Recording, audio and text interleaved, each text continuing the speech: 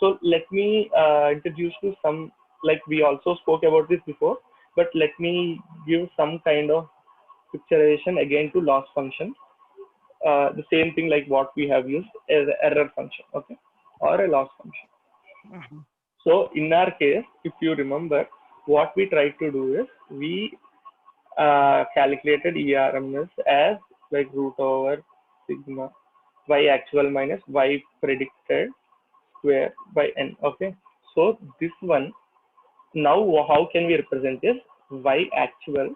So actual usually there is a denotation by keeping a hat here. Okay, y hat like this. So y actual minus now what will be this thing? Can we write it like this? Because y equal to y prediction equal to theta x, right? Theta transpose x. So with that scenario, can we write like this? This kind of picturization. So representation, sorry. So and then on this you can calculate square, right? And then that value will be a single value. So on that you can do a root, and you already know like how many numbers you have, right? So you can calculate this. Okay, so uh, let me do one thing. Okay, let's see, this has different theta, right? So for theta, let me simply take, okay, so let's say you have two values. Let's ignore theta not part. Okay,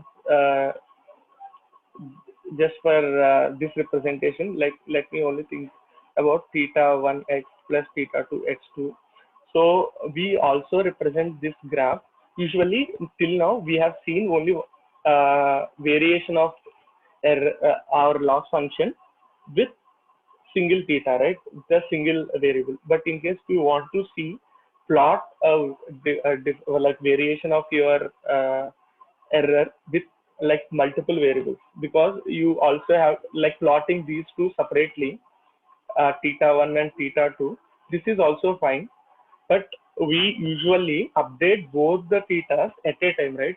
So you also want to see when theta 1 is huge and theta 2 is like small, at that time what is the scenario, something like that. Okay, then you can represent this part in a 3D graph. Theta 1, let's say theta 2, you have theta, sorry, not theta 3, it will be now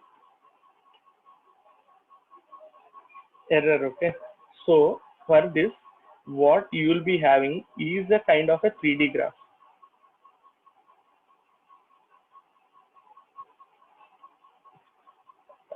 I'm very bad at drawing these things, but you can understand, right? Like it will be a kind of funnel. So where, so it will be something like this. So you have something like this. So some kind of a funnel like this, where it will minimize to some point at zero. At this will be the optimal point of theta 1 and theta 2. Okay, so this, let me try to represent it in a kind of top view. Like let me, in case if you are viewing from this side, so let me try to represent it there, so it will be easy for us. Theta 2, so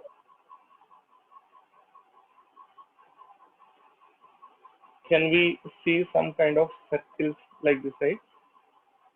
So this is a like this is what we are seeing from top view. In case if you see, you will be able to see something like this. Okay, let me now show you. So randomly, initially we'll be giving some value, right? Like maybe 0, 0 or some different value. Let us say we have given started with this value. So from here, slowly, what will happen is our value, it our error value, this is what the error value actually. Okay, like at this point we are going to get error. Slowly, like what will happen is it should, wherever our point is initially, it should come to this position, right? It should come here. So this is what the trajectory, we can mark it like this. So it will do like this, it will like this, and finally we'll be getting somewhere here. Okay, so this is one different kinds of representation. Like in here we have seen something like this, right? So where it will come to zero slowly, right? Similarly, in a two dimension, like when we are doing it with like theta 1 and theta 2, so it will also follow some part where, and it will try to converge to that optimal point here. And in the same plot, let's also introduce to the learning rate like what we have used. So in the same learning rate, if it is very high, so from first it may go somewhere here or here, then next it will try to come here. So okay, let me draw it in a new picture. Okay, so this is where our optimal point is. These are different values. Okay, so from here it may go directly here, may jump here, it may jump here, it will here, here, here, something like this. It may take few oscillations and finally it may reach. Okay, this is for higher learning rate. So the similar kind of picturization for a lower learning rate would be something like this.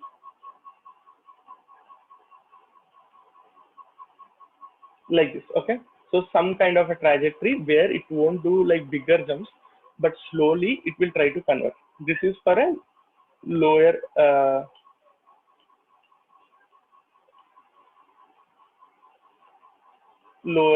learning rate. Okay, this is for higher. Let's also do one thing in while we are implementing, like tomorrow, let's try to implement it in like Python, like try to plot these graphs and see, then you will be able to understand much better than like what you have seen till now. Okay, because like what we'll try to do is like we'll let's give some values like this here and try to do all these calculations using Python. Okay, all these plots as well, like using Python.